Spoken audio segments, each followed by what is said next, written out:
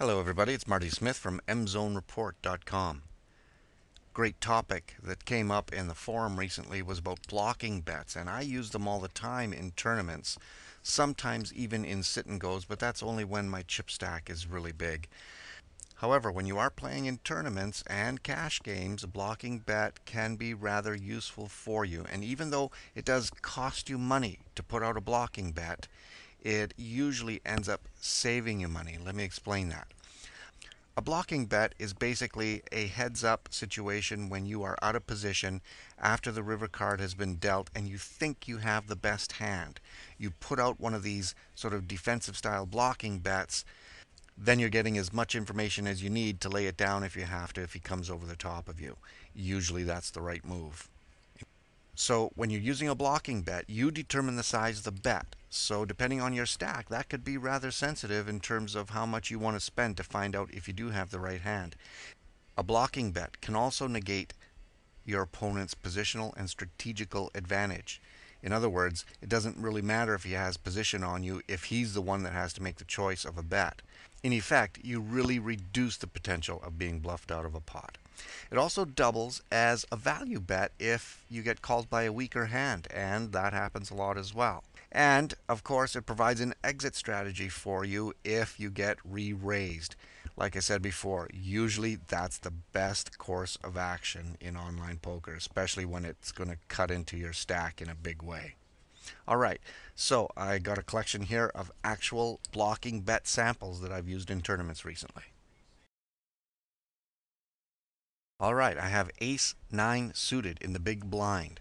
I might have even called a small raise to this because I'm in a pretty comfortable stack position. I get a small bet here. You can also use your profiling tools for this type of play as well because, depending on how much of a wanker your opponent is, you can gauge how effective a blocking bet like this is. I'm betting 800 into a 1600, or it was an 1800 pot. Sorry, I got two tournaments going there. See, now that has given him pause to think, and I do think he would have bet the river. Now, had he called me there, he might have had the better hand, but it's more likely that we were either tied or um, he was going to call with a weaker hand. If he comes over the top, I definitely know that, I'm going to drop my ace 9 on that board. There's flush and straight there. Okay.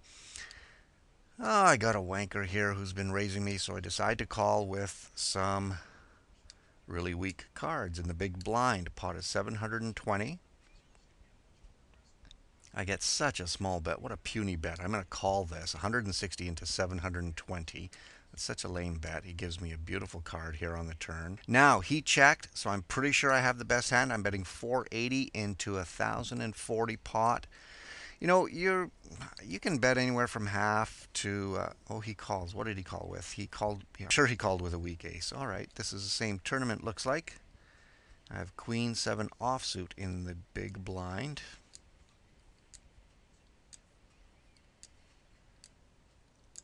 Wow, 4 players here. These guys are all calling station. Oh, I got a queen here. I'm going to put out a bet. This is not a blocking bet. This is sort of like a probe bet, actually, here in that I've got 3 opponents. I'm out of position, but I'm going to find out what I got here. 2 wankers fold. Dangerous card. Loose opponent. I'm going to put out a blocking bet. The pot is 2040. I'm putting out a blocking bet of 720. It's not really going to hurt my stack too much. He really played that meekly. That really surprised me. And you would have thought somebody would have went a lot more aggressive with that ace king. But anyway, that happens sometimes too. Good thing about that, of course, is that I decided how much. All right, Jack 8 in the small blind. 20 chips to call. I've got 4 limpers. I would hardly ever fold a hand like this in that situation. I hit middle pair here. I've got some loose calling stations at this table here, so this guy pretty much always bets out. He has an infinite aggression factor. I decided to call. I hit my second pair here, but there's also a straight on board, so I don't want to go crazy. Pot is 440. I decide to put out a small bet. All right, so a straight and a flush fill out here.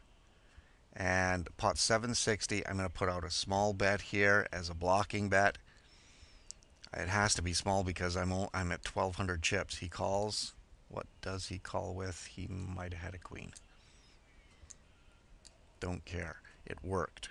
Okay, now I got the 7 queen of spades here in the big blind. Under the gun has min raised. I just hate min raisers from under the gun, so I tend to call them with anything that I can bust them up with. And although Queen 7 is not a strong hand, it's just too cheap for me by the time it gets to me here in the big blind. Another 80 to call, 5-1 odds. I hit top pair. I'm going to check. I don't really have a lot of chips to be playing around here with in terms of betting out, so I'm going to see who bets what. Okay, tilt mode is a rock. Okay, so this is a dangerous hand. Normally I fold this, but I was going through these hands and this came up, and it turned out to be a blocking bet situation, so that's why you're seeing it here. He checks. He checks that ace and the diamond. So I'm going to put out a 400 bet into a 1,000 pot here. I think I might have the best hand. Oh, horrible. That dude is horrible. Min raise. That's okay, guys. I hope that helps you understand what a blocking bet or defensive bet is. So when you see those terms, you know what they're talking about, and you know that you can actually use them in online poker. All of those samples were tournaments, but cash games, you can do this as well. Sit and goes, one table sit and goes, pretty tough because you got to be more sensitive with your chips in those types of tournaments, but it can be done. Everybody, take care. It's Marty Smith for the MZoneReport.com. Ciao.